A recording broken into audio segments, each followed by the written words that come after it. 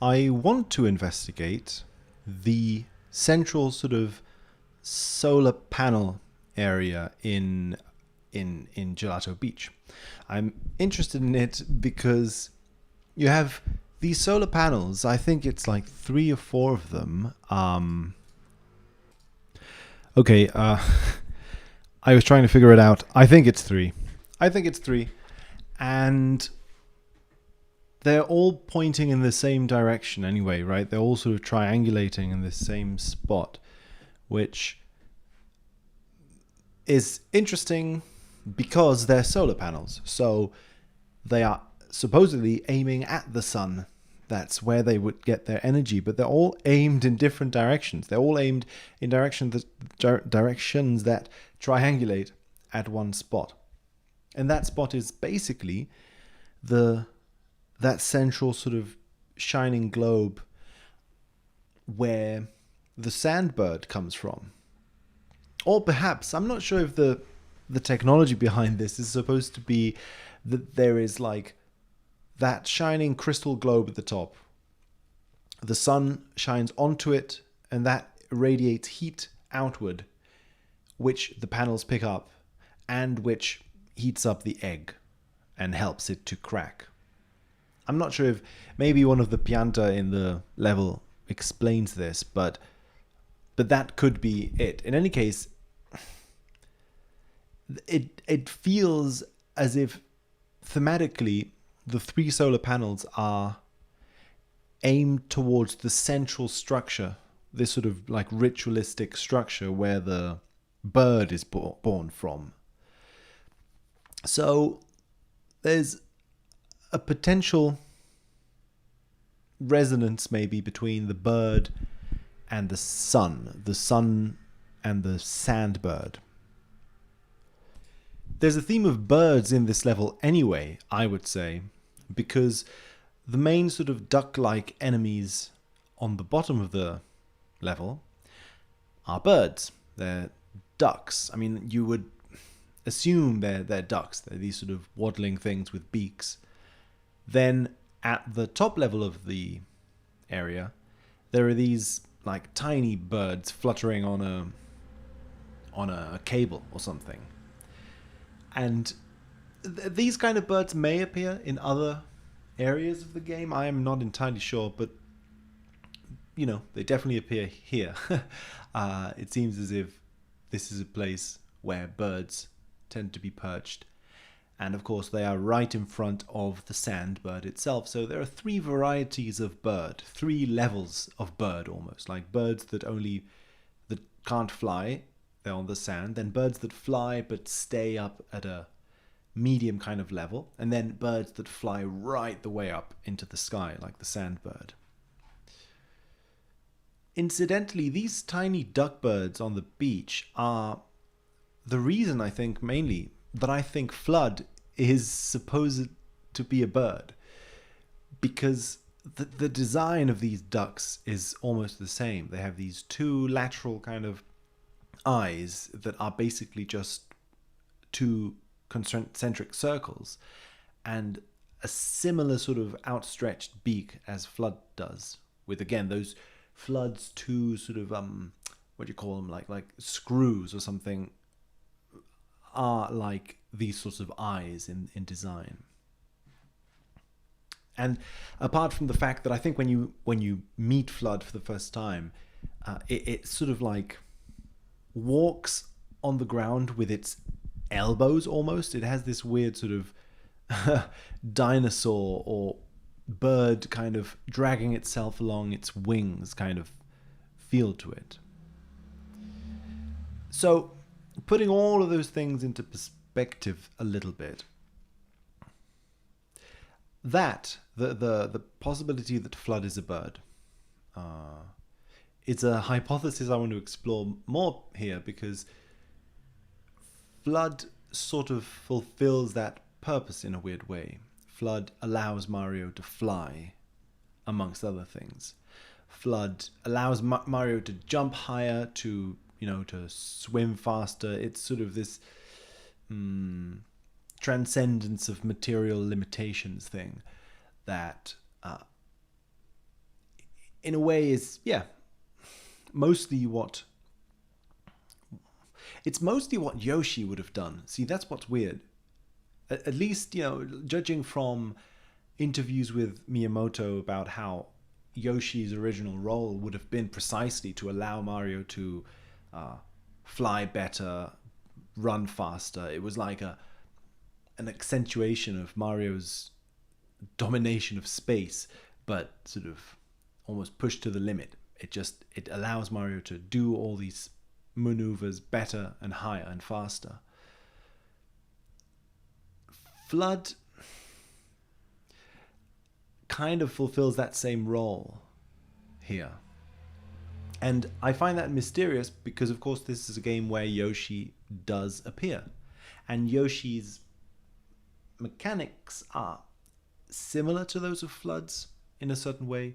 You also have the same kind of water meter at the bottom left, bottom right area of the screen, but instead of water, it's juice and it's the stomach. So both Yoshi and Flood are somehow equated in this weird way, which makes it even weirder that Flood might be a bird if my theory that Flood's design is similar to a bird design were in any way, true, then it also sort of echoes this link between dinosaurs and birds. If Yoshi and the bird were both sharing roles here in this game, right? So it kind of makes the image of the bird somehow connect back to this creature, the dinosaur, that we usually associate not to birds but to things more like Yoshi, things that walk on the ground and don't have yet wings. So in the middle of all that, I guess you have the sandbird. And of course, that in itself is weird. It's a bird, but it's made of earth. It's a bird that flies higher than everyone else, but its body is made literally of matter, of earth, of something that belongs down in the ground almost, and the earth.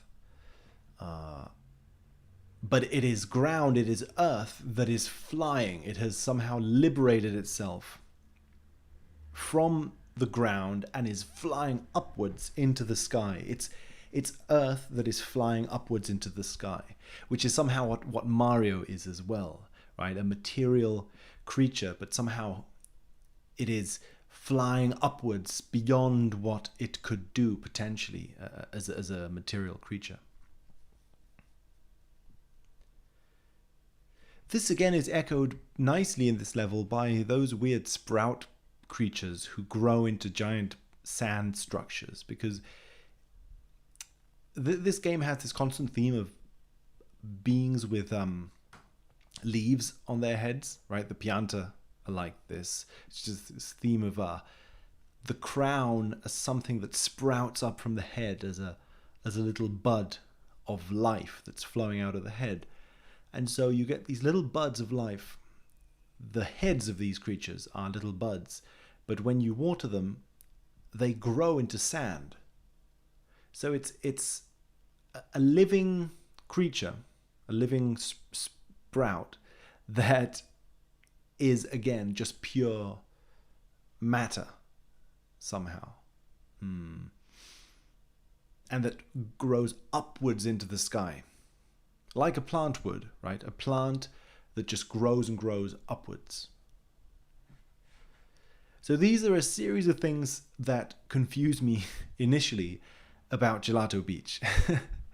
These are sort of some of the initial things that I want to look at in this level. Another thing I like to say is how this is somehow a level about light. There are solar panels and, light energy seems to be a central design element of this level.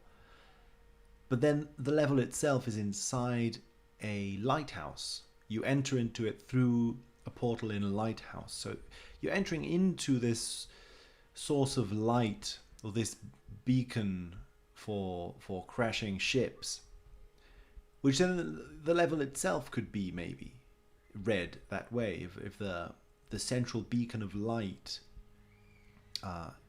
in the middle of the stage is also like a tower with a light on top of it, kind of, you could read it that way.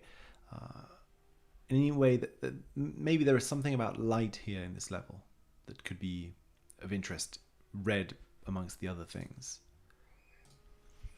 In fact, talking about the lighthouse, another thing that intrigues me and is maybe not exactly a theme, but there is technology plays a part of these first 4 levels, it seems to me, in a way that is ascending towards greater and greater complexity, maybe. Because the first level, Bianco Hills, I think I mentioned this, it has this thing about the water mill, right? There are water-based technologies, I guess, at play here that that, I don't know, are central to the level design. There are various forms of water mills, and that's probably about it.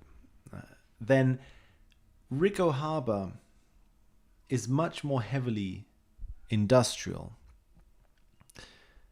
but there has clearly been a change in focus of the kind of technology that's at play here.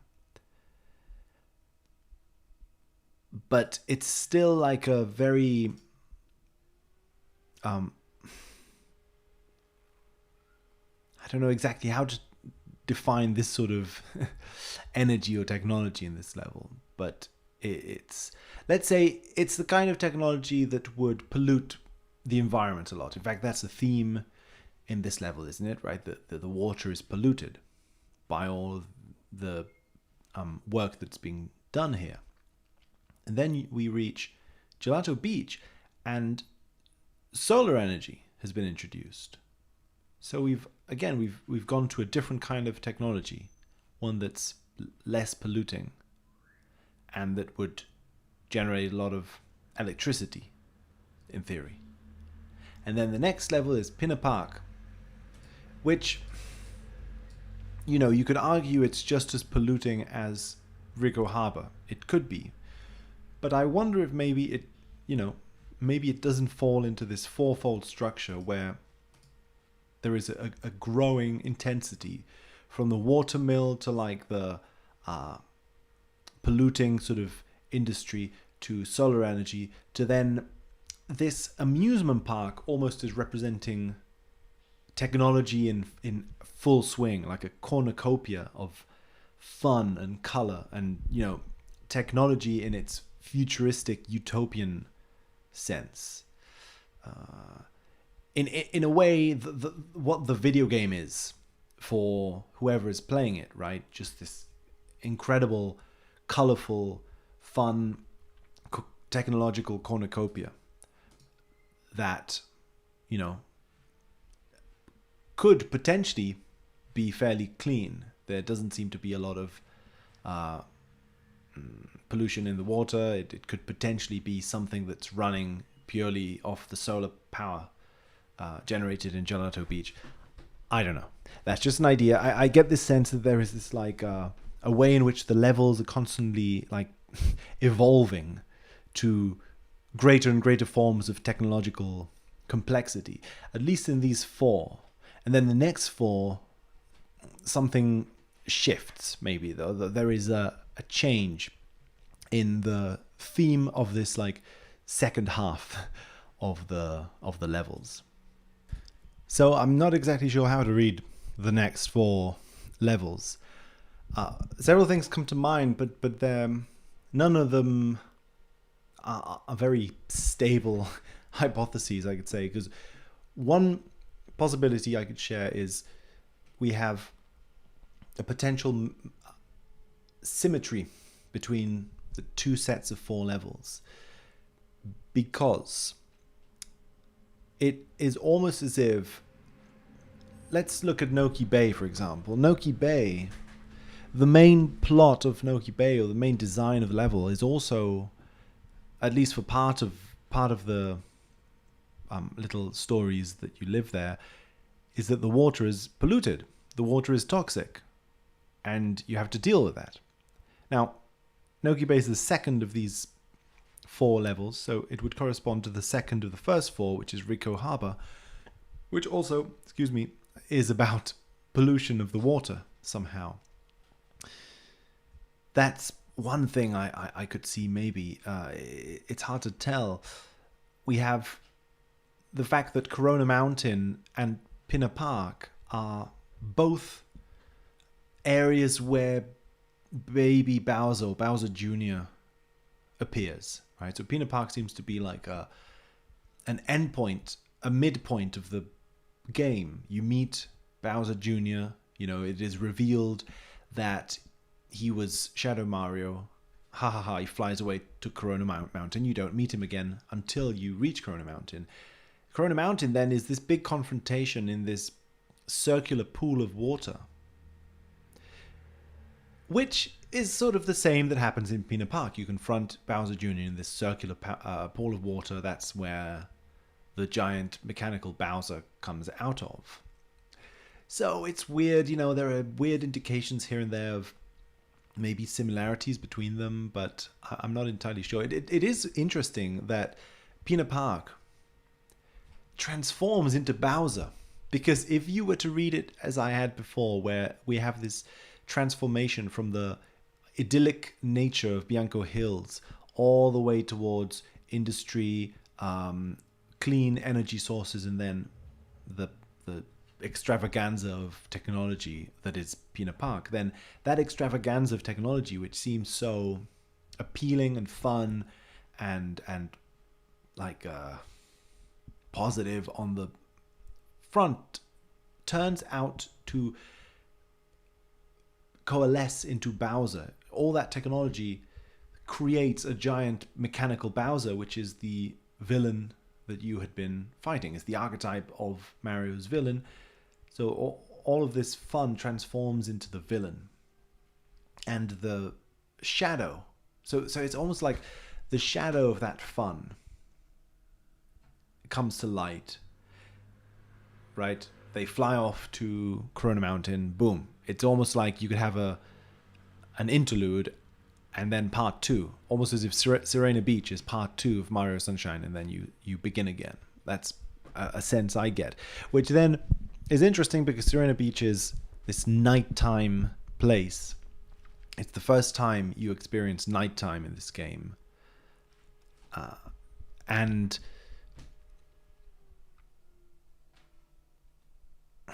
well, yeah, and I mean, yeah, many things you could say about it, I guess, but it's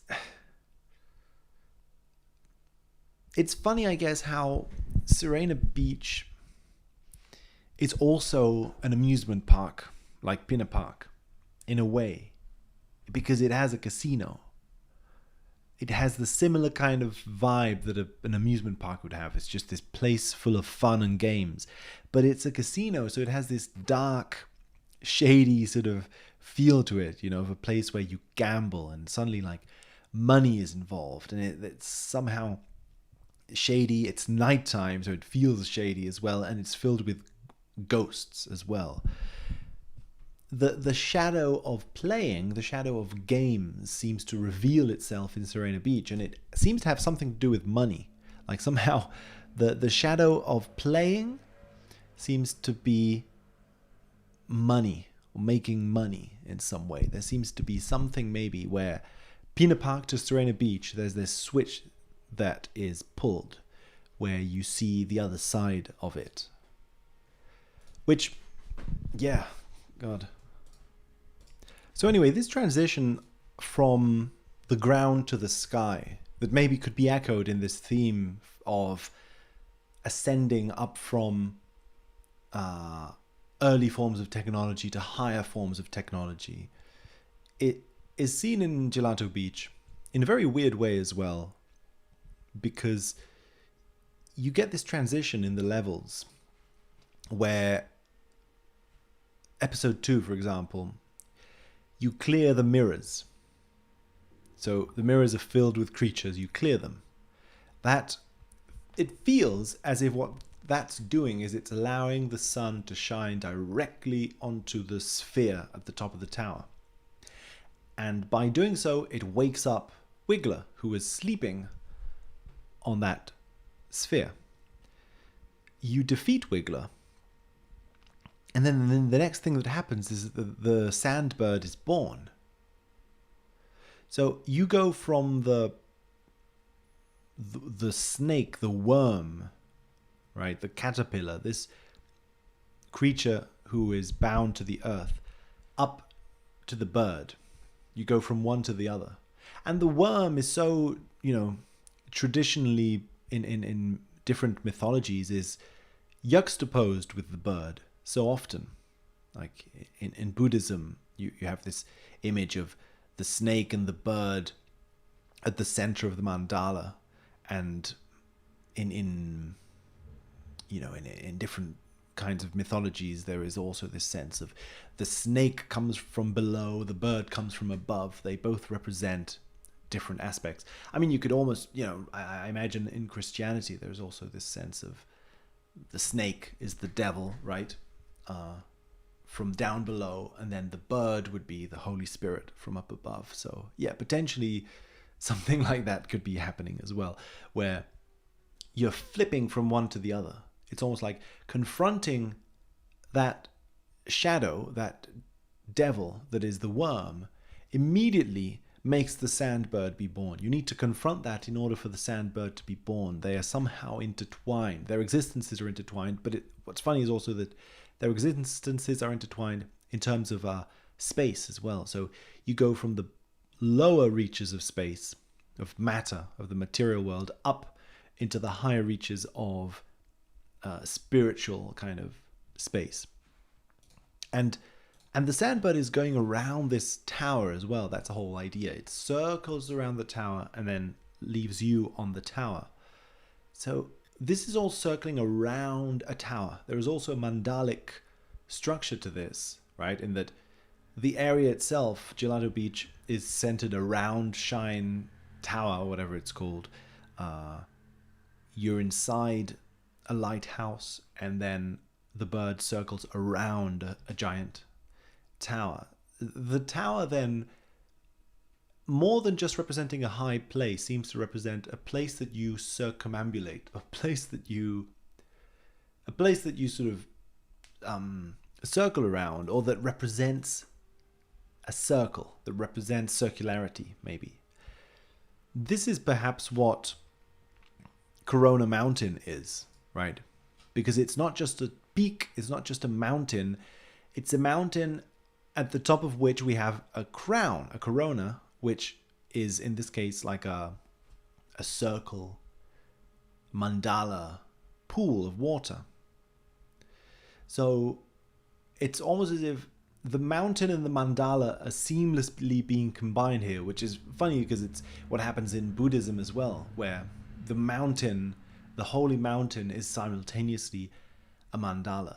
So the idea would be, I think, that to reach the peak of the mountain would be to reach the center of the mandala. So, reaching the sort of being in the present kind of thing. So, yeah. Well, and of course, that's not just, and that's, we need to say as well that Corona Mountain, like Corona is a crown. So this evokes the idea of a not just of the crown of a volcano in the sense of a pool or a mandala, but also a crown that sits on your head and that crowns you, right? The shines are crowned. They literally are a sun with a crown on it. The pianta are crowned. They have a crown of leaves growing out of their head. So this whole game and all of its associations with crowns at the top of high places, crowns as the head of something, is obviously circulating around Mario, because Mario himself is at the center of this game and is a crowned being. It's crowned with his cap. Which, I was thinking about this the other day, Mario's cap is not really a cap. It is literally like a crown or a ceremonial cap of some sort. The kind of a cap that a shaman or a priest would wear, in the sense that traditionally, like in the 2D Marios, if Mario loses health, he would lose his cap. Oh no, actually I'm confusing that. I think I'm getting confused. But in any case, there is a law around Mario's cap as it being a hat of power somehow, right? It's a hat that isn't merely decorative. It is like the center of Mario's power. To lose it means to lose certain kinds of abilities that he has. And I think, I haven't played it, but I think Mario Odyssey cements this idea somehow, in that the hat is more than just a hat. It is something that Mario has that confers power upon him, like a crown would on a king, like a hat would on a priest, a shaman, and so on. So the idea that crowns are being emphasized in this game so much, again, starting with the shine sprites wearing crowns themselves, the Pianta, all of this stuff, it seems to be trying to point attention to Mario as a crowned being, and therefore the player, because the player is identifying with Mario, right? The player and the player's relationship with crownedness somehow, with the crownedness of the head, crownedness as a source of power, symbolically, in literally, in all sorts of different ways, maybe.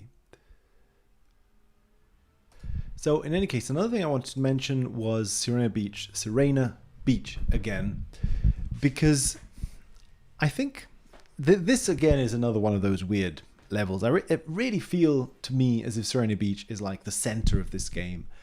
That's why I always get this sense where whenever there are a series of levels like this, 8 levels, whatever stands at the center of that series weirdly feels central to me. I mean, obviously, that's probably obvious in terms of plot development, right? That the midway point of the plot would generally be where the dramatic tension is increased. And so, you meet Bowser Jr., blah, blah, blah. But we have Serena Beach, which is a hotel. It's the only hotel we see, right? It's the only place in this game where we are inside a building. Everything else is outdoors experiences. This is an indoors experience, the only one in the game. And it's this sprawling, building full of rooms, full of floors. You can go up and down. You can go into all sorts of different rooms. There's a basement filled with ghosts. And it's surrounded by this beautiful sort of mowed lawn garden kind of thing. Okay. So bear with me, because there is something weird about this level that I want to try and explore. It's sort of, it's a bit weird, but it's just the idea that this level is a little bit like Peach's Castle, it feels to me. In Peach's Castle, you would do the same that you do in this level, which is jump into paintings. Like the Hotel Delfino, you mainly navigate it by jumping into paintings or jumping into art on the wall in different ways. Posters, photographs, paintings. So that's strange, I think. Because being a Mario game where you're inside this palace-like place and you're jumping into paintings as portals and using paintings as portals to access different areas of the castle is super like Peach's Castle to begin with. But then it's just the fact that it is literally, it's a Hotel Delfino. It's a hotel that evokes dolphins. It has dolphin statues decorating it in different ways. And the GameCube test demo, I think, was basically Peach's castle from Mario 64. I hope I'm getting this correct, but I think it was Peach's castle from Mario 64, but decorated as dolphins, right? The whole idea that the GameCube was originally going to be called Project Dolphin, I think. So it was just like in honor of that or something. Or maybe it was like an original design idea that if there ever was going to be... See, that's the weird thing, right? If there ever was going to be a Mario 64 on the GameCube, maybe that would have been used in that game. It would have been a GameCube version of Peach's Castle, but this time the design theme is dolphins. So dolphins are what is going to represent Peach's Castle in this new version, this new GameCube version. So, see, I hadn't thought of this until now, but I'm sort of exploring this as I go. It feels as if there wasn't a Mario 64 on the GameCube, but there was Mario Sunshine. So Mario Sunshine then includes a dolphin-themed palace of some kind. So, yeah, you know, could that be a weird resonance between Peach's Castle and this? It has dolphins in it, you jump into paintings, and of course, there is a basement, which is filled with ghosts, which is also sort of what happens in Peach's Castle. Not exactly, but Peach's Castle also has this theme of a basement where some of the scarier things happen or something.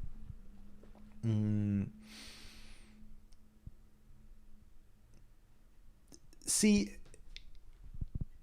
if that's the case, well, I wouldn't know what to think about it, to be honest. It's a bit weird. It's interesting because considering that it's at this middle point in the game, so that's one thing. It's this middle point in the game, and you access it anyway by entering into this pipe, right, where the pipe is blocked by a pineapple, this sort of big sprouting thing similar to the head of a pianta. You get rid of that, you enter, and you're in there. And the decorative dolphins in this area also have crowns. They're also crowned. They're like king dolphins. It's like a king fish. It's a fish, but it's a king. It's a fish, but it's royal. It's royalty, or it's divine, right? It's a god, but it's fish. And a fish lives in the underworld, in the waters down below. In a sense, that's sort of what we meet in this level, because we go down below into the casino and we find King Boo. It's a king, but it's a creature, a ghost of the underworld. It's not exactly a living being. It's more like a a shadowy being that is crowned king.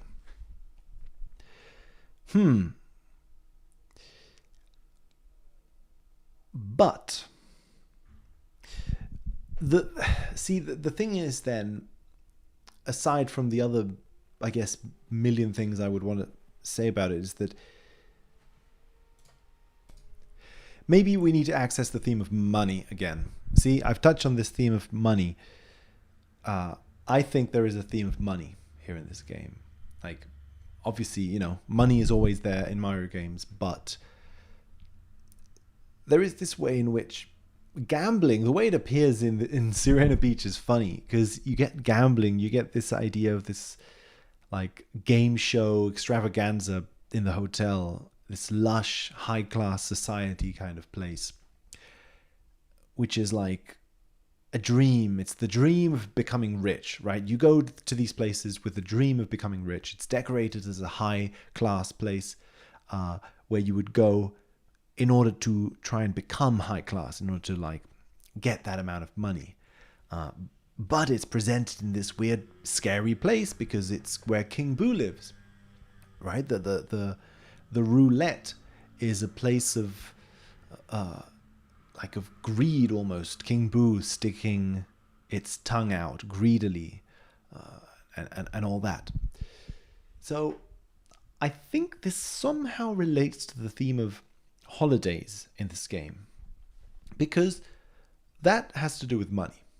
See, Mario and Co have gone on holiday, and the idea is to not work, right? The idea is you go there, you're on holiday, you relax, you don't work.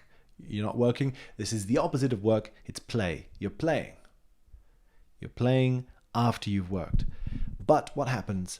You land, and somehow a shadow version of yourself has been spray painting the town, has been just gushing art all over the town. And you're told to clean it up. That's your punishment, Instead of being in prison, you have to do the sort of like community service thing where you need to clean the town. That's your holiday. See, Mario's holiday, right? The whole irony of the game, I guess, is that you're on holiday, but you're doing forced labor. You've got to work. You've got to work cleaning the town. So what we're seeing as players is the story not of Mario's holiday, but of Mario's labor, of Mario being forced to work. And it's presented as a forced thing, right? It's prison. It's that or prison. You're forced to work, and you're forced to work because your shadow has somehow, sprayed paint over the town. That's weird. Because then the game is about work, and it's about the separation between work and play, the separation between work and holidays. And so you're seeing that. You're seeing this weird juxtaposition between you're in these beautiful locations, it's play, but you have to work. And the juxtaposition between these things is obviously one that has to do with money, right? Because money is the central issue here. You would either work in order to make money, or you would play in order to spend money. It's the two modes of money. You either make money or you spend it. And these are the two kind of places where it can be. And so this game is sort of showing you that Mario is trapped in this dilemma where he's doing both at once. He's having to work and have his holidays at the same time. Or his shadow, the game, is showing him that somehow these two activities are not separated. They're part of the same, situation, Holidays don't actually allow you to escape from work. They are just the flip side. They're just the underside to work. They're just the other side of the issue. Instead of working, instead of making money, you're consuming. You're spending money. It's the same relationship in some way. So then it's hard to know what else to say about this, but it gets to this point where you reach the center of the level, Pina Park. It's, again, almost like the epitome of fun. If you'd gone on holiday in order to have fun, then an amusement park is like just fun in its exaggerated form. And that's where you find Shadow Mario revealed to be Bowser Jr., who apparently is, thinks he is Peach's son. It's strange because then if that's a whole thing I'm not sure I want to explore now, but if Bowser Jr. is symbolically Shadow Mario, then it might mean that Shadow Mario is, again, symbolically Peach's son. So that, again, there is an interesting relationship here between Peach and Mario where they're, sometimes represented as lovers, like a couple going on holiday together. Sometimes they're represented as boss and worker, right? That Mario is like Peach's like bodyguard almost, or like a, he will just do whatever it takes to defend the Mushroom Kingdom or something. But then this opens up the possibility of a mother-son relationship, which I find very interesting. But yes, we won't open that up at the moment. However, Pinner Park is this fun place, and this fun place opens up the possibility of its own dark side. So then you go to Serena Beach, and it feels as if you're visiting this old haunted castle of Peach. Peach's old haunted castle. And so that epitome of fun has switched back onto this dark descent into the underworld, right? The king of the underworld, King Boo, or the King Dolphin, the king, the sea creature has appeared, right? Shadow Mario has appeared, it revealed himself completely in Pinner Park. So from then onwards in Serena Beach, you start dealing with the theme of the shadow being who rules the underworld. And then in Noki Bay, you actually encounter this creature, right? You literally encounter this like divine beast that lives down in the underworld. This snake that rises up from the ground, from the depths. I had noticed also too as a detail that Pinner Park. So Pinner, I'm gonna check just in case, but I think that a pinna is a pineapple in Italian. So yeah, so see, that's a little odd to me, because as I was saying,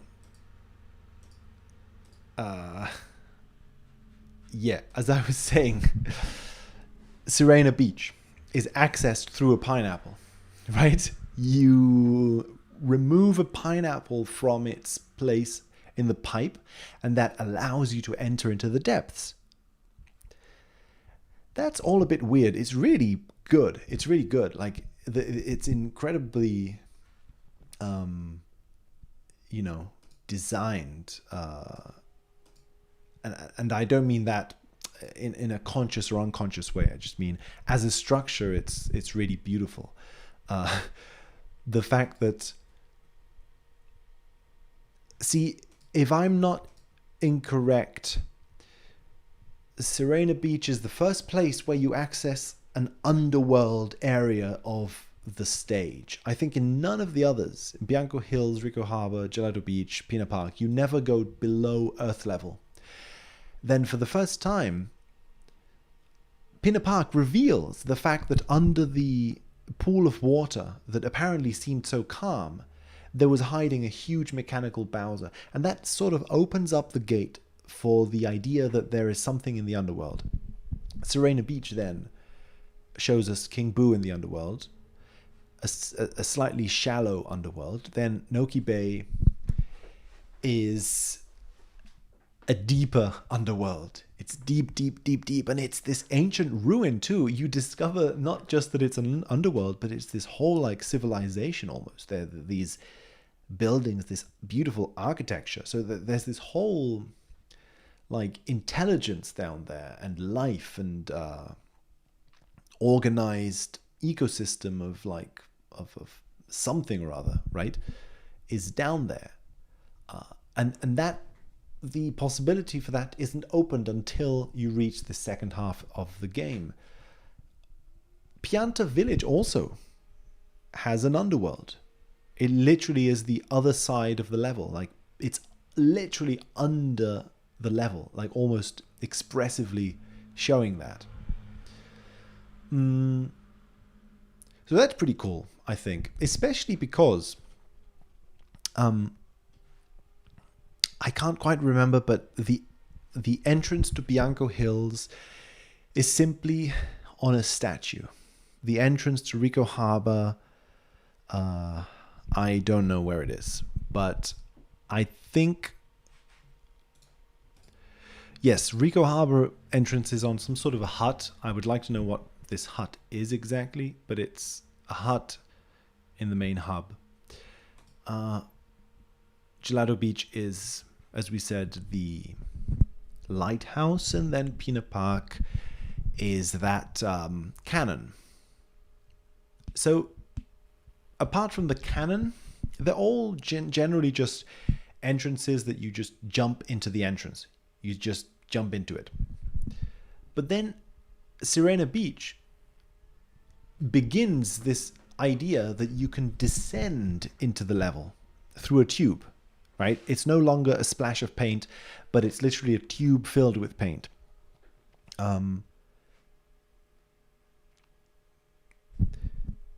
So, of course, that whole thing is happening where Pina Park opens up the possibility of descent into the underworld, and then Serena Beach is literally something that is accessed through descending into a tube, and then brings you to an underworld where King Boo lives.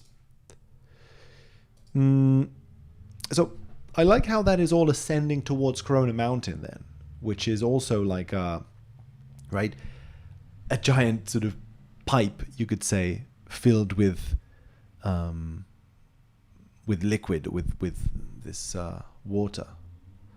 It's all sort of ascending towards there somehow. Bowser, in a sense, ends up being the creature in the water. In both Pina Park and Corona Mountain, as I said, it ends up being the king snake, the king beast that lives in the water.